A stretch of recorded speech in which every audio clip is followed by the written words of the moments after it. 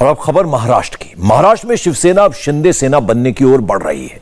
महाराष्ट्र के मुख्यमंत्री एकनाथ शिंदे शिवसेना की जमीन हिला चुके हैं। इस मराठा छत्रपति के पीछे का पेशवा कौन है, ये समझ जाएंगे जब देवेंद्र फडणवीस को सुनेंगे।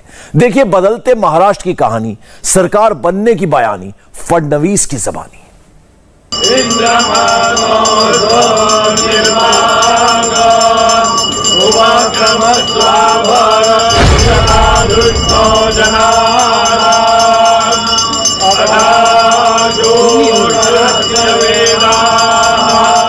असली हिंदुत्व जिसका है, मराठा स्वाभिमान उसका है।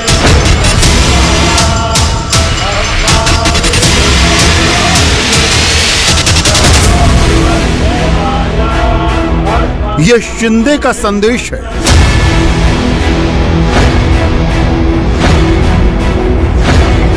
जो मातोश्री से पूरे महाराष्ट्र तक गया है।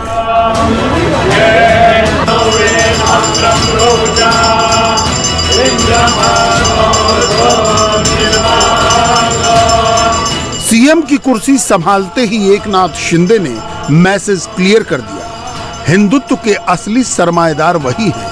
हिंदुत्व बचाने के लिए वो गद्दी पर आए हैं।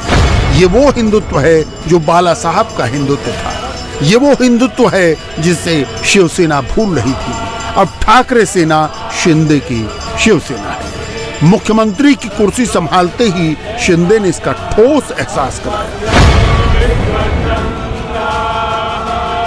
जब शिव सैनिक शिंदे सिद्धिविनायक के दर पर पूजा प्रसाद चढ़ा रहे थे, गणपति को प्रणाम कर रहे थे, ठीक उसी वक्त नागपुर की यह तस्वीर देखिए।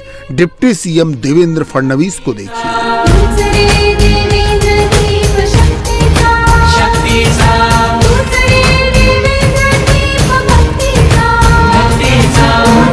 मित्र सखा अनप्रतिक राष्ट्रभक्तीचा, तू द्रष्टा मित्र सखा अनप्रतिक राष्ट्रभक्तीचा, घे दिलं तुला महाराष्ट्र, आता चाल पुढे, तुझा महाराष्ट्र तुझ्या पाठीशी, तू चाल पुढे। जिन्हें महाराष्ट्र की राजनीति की पूरी खबर है, उन्हें मध्यकालीन इतिहास की तस्वीर समझ में आ रही होगी। छत्रपति तो बालक है, पेशवा ही चालक है। पेशवा ही चालक है तो पेशवा फडणवीस नागपुर में था। नागपुर की सड़कों पर वो अपनी विजय यात्रा निकाल रहा था। महाराष्ट्र का छत्रपति मराठा शिंदे गणपति की आराधना कर रहा था।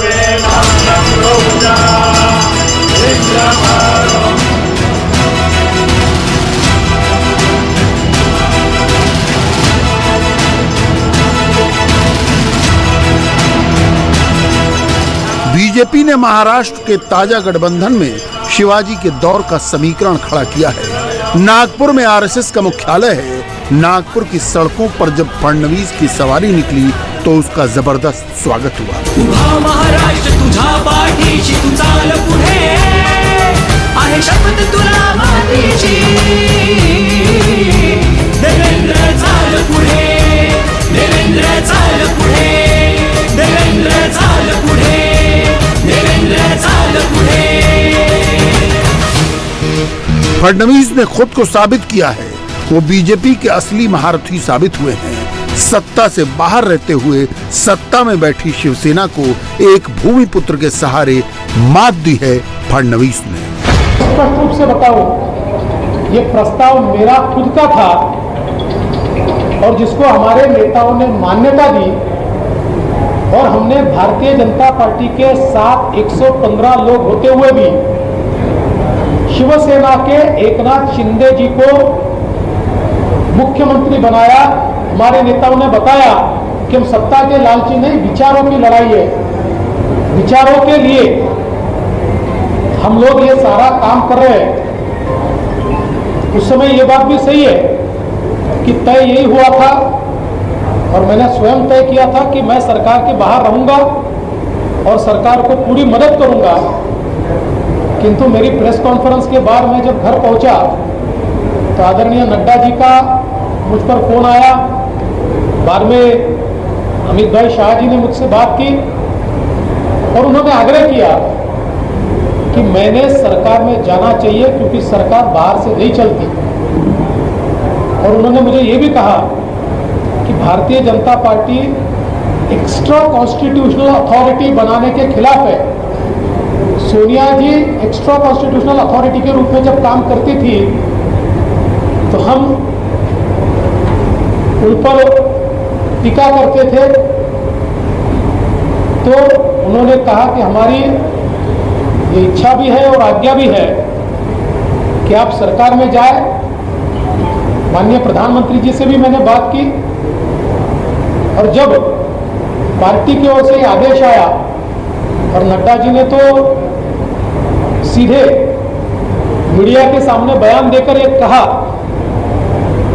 कि देवेंद्र जी से हमने विनती भी की है और उनको आदेश भी दिया है कि वो सरकार में जाए, तो पार्टी के वरिष्ठों का आदेश मेरे लिए सर्वोपरि था, क्योंकि मुझे सर्वोच्च पद पर बैठाने वाली यही पार्टी है और यही हमारे नेता है। इमोशनली शिवसैनिक फडणवीस के ज्यादा करीब थे, मगर सरकार की लड़खड़ाहट की शुरुआत राज्यसभा चुनाव के साथ हुई। पहला झटका राज्यसभा चुनाव, जिसमें बीजेपी ने महज 106 विधायकों के रहते 123 वोट हासिल कर तीसरा उम्मीदवार जिता लिया। दूसरा झटका विधान परिषद चुनाव, जब बीजेपी ने 10 और यानी 133 वोट हासिल कर पांचवा उम्मीदवार जिता लिया। एकनाथ शिंदे और उद्धव ठाकरे की करीबी का अंदाजा सबको है। कहा तो जाता है कि शिंदे ने पहले भी 3 बार बीजेपी के साथ जाने की तैयारी की, मगर साहस नहीं जुटा पाए। जब फडणवीस ने विधान परिषद की 5वीं सीट पूरे बहुमत से जिता ली, शिंदे तब हौसला जुटा सके, मगर वो सीएम बन जाएंगे इसका अनुमान शायद उन्हें भी नहीं था। अब शिंदे हिंदुत्व की खरात पर खुद को कसने की पूरी कोशिश कर रहे हैं। सिद्धिविनायक मंदिर से निकले शिंदे सावरकर की स्मृति को माथा नवाते हैं।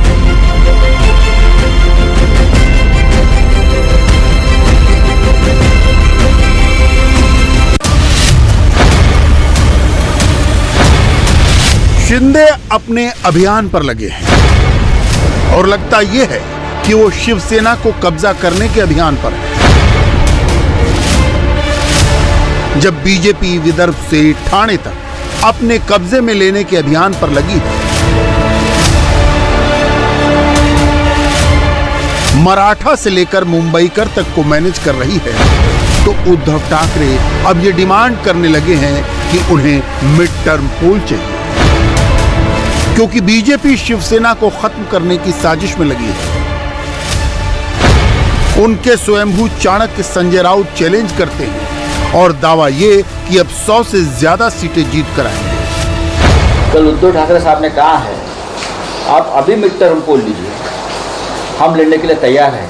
क्या आप तैयार हैं? हम तैयार हैं। चलो जनता के बीच जाएंगे, जनता के न्यायालय में जाएंगे। हमको पूरा विश्वास है अगर अभी चुनाव होता है तो 100 से भी ज़्यादा सीटें हम जीत कर विधानसभा में आने की हिम्मत, ताकत हमारे में है, क्योंकि हमें मालूम है हम असली है।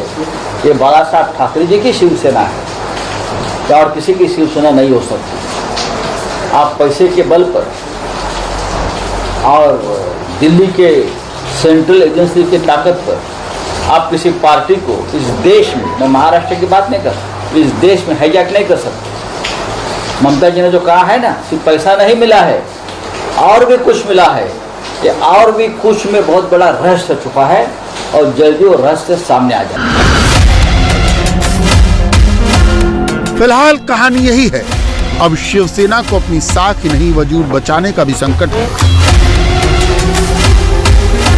हालांकि ये लड़ाई बहुत कानूनी पेचीदगी से भरी है, मगर ये जंग जीतना भी मराठा शिंदे के लिए बहुत मुश्किल नहीं है, क्योंकि उनके पीछे पेशवा देवेंद्र फडणवीस का समर्थन है।